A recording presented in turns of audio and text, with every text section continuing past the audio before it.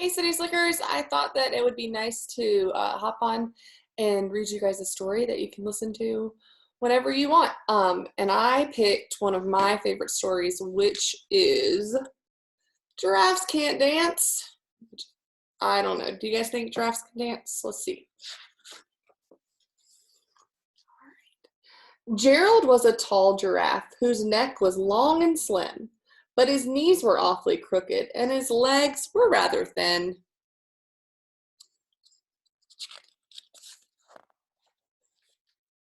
He was very good at standing still and munching shoots off trees, but when he tried to run around, he buckled at the knees. Oh my goodness, what's happening? He's trying to run. Oh, crashed.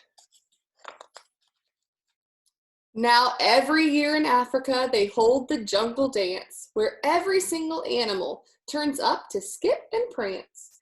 And this year, when the day arrived, poor Gerald felt so sad, because when it came to dancing, he was really very bad. Oh man, I bet that did not make him feel good.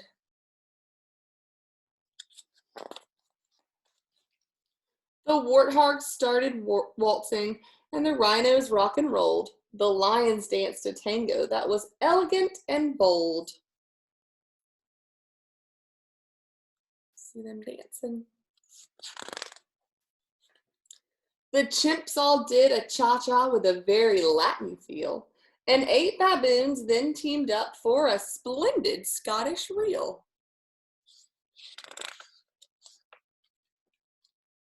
Gerald swallowed bravely as he walked toward the floor, but the lions saw him coming and they soon began to roar. "Hey, look at clumsy Gerald," the animals all sneered. "Giraffes can't dance, you silly fool. Oh, Gerald, you're so weird." Oh my goodness. How do you guys think that was making Gerald feel? I don't know if he would have liked that. Gerald simply froze up. He was rooted to the spot. "They're right," he thought. "I'm useless. Oh, I feel like such a clot." So he crept off from the dance floor and he started walking home. He'd never felt so sad before. So sad and so alone.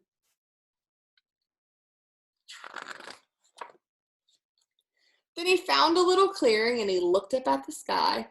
"The moon can be so beautiful," he whispered with a sigh. "Excuse me," coughed a cricket who'd seen Gerald earlier on. "But sometimes when you're different, you just need a different song."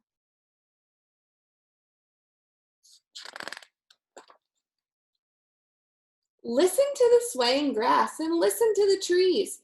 To me, the sweetest music is those branches in the breeze. So imagine that the lovely moon is playing just for you. Everything makes music if you really want it to. With that, the cricket smiled and picked up his violin. Then Gerald felt his body do the most amazing thing. His hooves had started shuffling, making circles on the ground. His neck was gently swaying and his tail was swishing around. What's he doing, guys? He threw his legs out sideways as he swung them everywhere. Then he did a backward somersault and leapt up in the air. Whoa, I didn't know he could do that. Gerald felt so wonderful. His mouth was open wide. "I'm dancing. Yes, I'm dancing. I am dancing," Gerald cried. Then, one by one, each animal who'd been there at the dance arrived while Gerald boogied on and watched him, quite entranced. So they were like really into what he was doing. They shouted, "It's a miracle. We must be in a dream.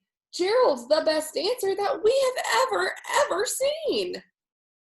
See, all the animals are there seeing him. There's an elephant, a lion, a turtle, all those different, there's a hyena, there's some monkeys. There's a monkey up here in the tree.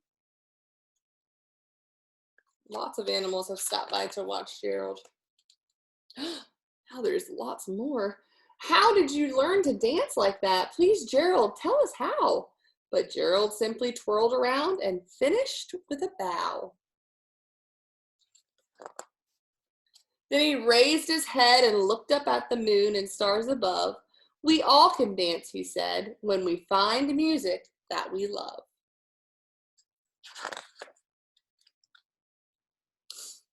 So here's a picture with some different types of instruments that they're all playing.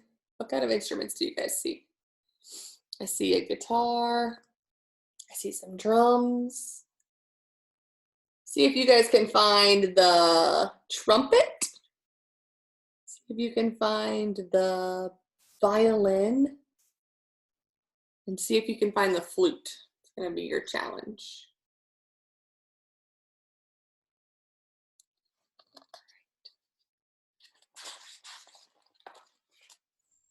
And this page has got lots of different animals and different treats.